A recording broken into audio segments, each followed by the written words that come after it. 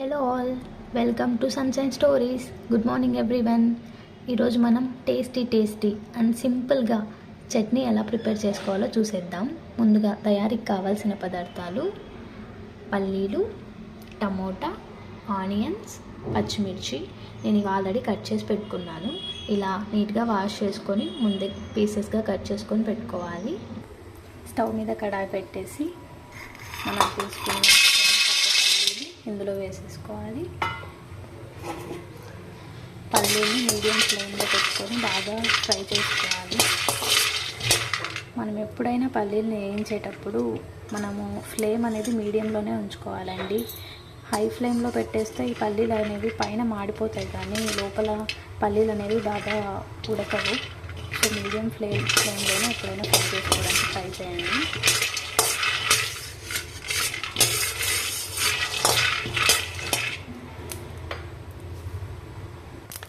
చూసారా, పల్లీలు బాగా ఫ్రై అయిపోయాయి కదా. సో ఇలా పల్లీలు బాగా ఫ్రై అయ్యాక వీటిని ఒక ప్లేట్లోకి తీసుకుంటున్నాను.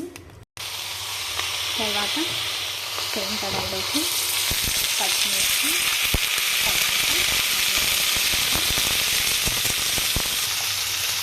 ఇలా ఇందులో ఆయిల్ వేసుకొని బాగా ఫ్రై చేసుకోవాలి. ఇవి బాగా ఫ్రై చేసుకుంటేనే మనకి చట్నీ అనేది బాగా టేస్ట్ వస్తుంది.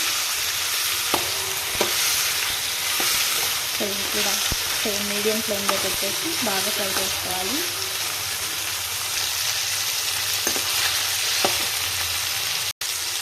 చూసారా, ఇలా బాగా ఫ్రై చేసుకోవాలి.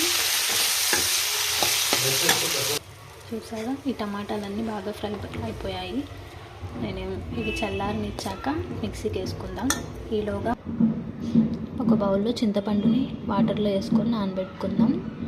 మనకి చట్నీలో టమాటాలు మనం ఎన్ని యాడ్ చేసుకున్నా మనకి చింతపండు వేస్తేనే అదొక టేస్ట్ అండి.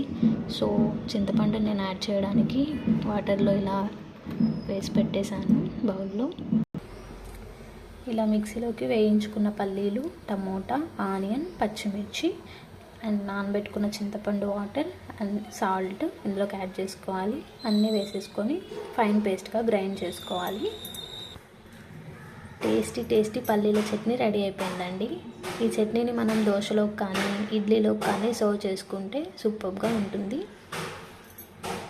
Thanks for watching. మరిన్ని వీడియోల కోసం please follow to sunshine stories. Thank you.